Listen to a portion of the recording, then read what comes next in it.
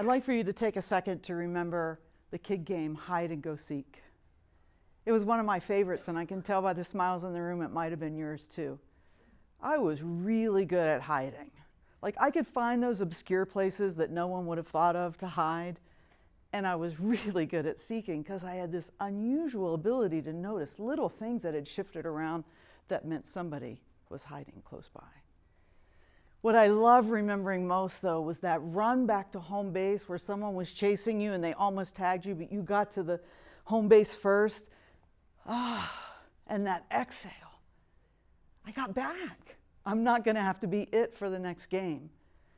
Or maybe still being hidden somewhere and someone saying, "Ollie, Ollie, income free." And that moment where I was like, so good. I'm not going to have to be it for the next round. Can you remember those moments? The thing is, as adults, we keep playing a version of hide and go seek our whole life, right? And we actually know it. We create a strategy where we start to hide. But the stakes are higher when we're adults than when we were kids. We're not trying to physically hide in a fun game anymore. We're trying to hide parts of who we are. The ones we don't like or we think other people don't like, we're trying to make sure those get pushed to the side. We're also seeking, too. It's part of being human. I mean, after all, we all want to have a fulfilling life, and you're not going to have that unless you get out there and do some seeking. A lot of us start to forget what that home base felt like. We're living a life that feels gripped down, and we don't remember that there's a way that we can actually feel that exhalation. What all this meant for me when I was a kid is I knew there were two things that I needed to hide. Do you know what your one or two were? I didn't even know what mine were called. I was so young. I just knew you don't tell people about this stuff. When I couldn't because I didn't know how to talk about it. I was queer as a little kid, and I knew it. And I was dyslexic, struggling in public schools to figure it out. But I figured some things out that hiding that made a lot of sense. So I overcompensated by seeking. And I got really good at that too. I got really lucky the junior year I was in college, and I got a job before I was even out of college in a Fortune 500 company. And I would climb that corporate ladder for all through the 90s. And it felt fucking awesome. Because that little kid that hid those two things didn't think they would ever be successful, that I wouldn't have a good life. But I'd created it. I made it. The only problem was I didn't have a home base. I didn't know how to talk about it, but I knew something was off. Fortunately, I found my way to a meditation teacher. And I would never forget the first time I went to meet with her. And I sat in front of her, unable to speak, flooded with emotion because I could not describe the hollow feeling I had inside. I'd done things that I could not imagine. Success. I was hiding less. I was having more success, but something wasn't right. Part of what makes us human is we also see things in people that we see, but they don't. I couldn't tell her, but she knew. This kind look on her face said, "I think I know what's going on." I started meditating, and I started having experiences of what it felt like to be in my body.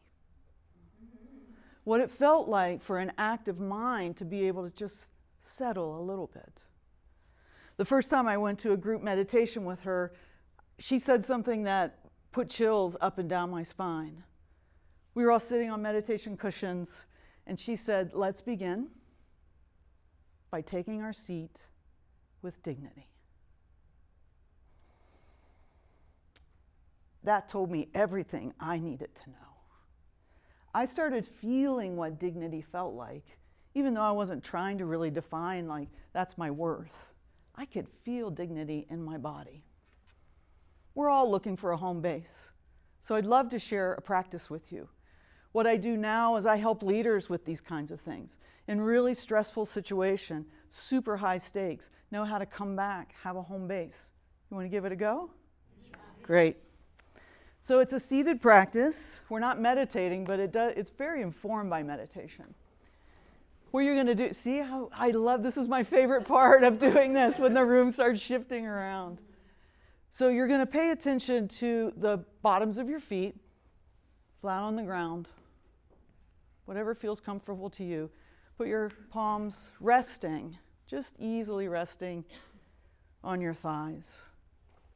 And also have an awareness of your sit bones, your seat, sitting on this chair, supported. You can close your eyes if you'd like. You can leave them open. We're only going to practice for a couple of minutes, but I think you might get a taste here. So the practice is really asking your mind to do something and just simply seeing if it will do it. Doesn't matter if it does it or not, but gather all of your mind's attention and place it on the palms of your hands. And your mind may wander a bit. We keep giving the mind a good job to do by asking it to do something else, a sensation in the body. Can you feel any tingling or pulsing in your hands? Or perhaps temperature?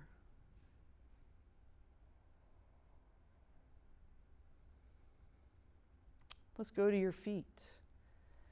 Ask your mind to draw its awareness to your feet. And ask it to find the soles of your feet. Your mind with training can actually tell the difference between the soles and the rest of your feet. Take a moment to feel what it feels like if you have shoes on, to have feet that are wrapped in a thing we call a shoe. What's that feel like? And now come to your sit bones resting on the chair. And here's where we'll explore this posture of dignity. Dignity has, on the in-breath, you can feel the body rising. And dignity has a shape like that. It's upright. It's also relaxed and soft, so on an out-breath, you can allow the out-breath to feel like you're melting right into your sit bones on the chair. Taking your seat with dignity. This is your home base. As you're ready, you can drop the practice. What matters to me so much when I work with leaders is that they have portable and practical things to work with. So Homebase Practices for Leaders is something I've been building over probably 3 decades, but more likely over the last 5 years. Leaders need a way that they can get back to home base. Like that feeling of someone calling Ollie Ollie income free, where you feel that sense of like, I'm back. I know where I'm at. I know what's going on. And then we begin again. We always played another game of hide and seek, right? We would play them over and over. So we do this practice over and over because we know repetition is what helps us remember to do something. I'm going to tell you something that you know. We are under the kind of pressure we've never been under. Things are moving faster than they've ever moved, and they will never move as slow as they are right now. We need a way to come back. So what are we going to do? We're going to take our seat. We're going to come back, keep our dignity, and begin again. Thank you so much.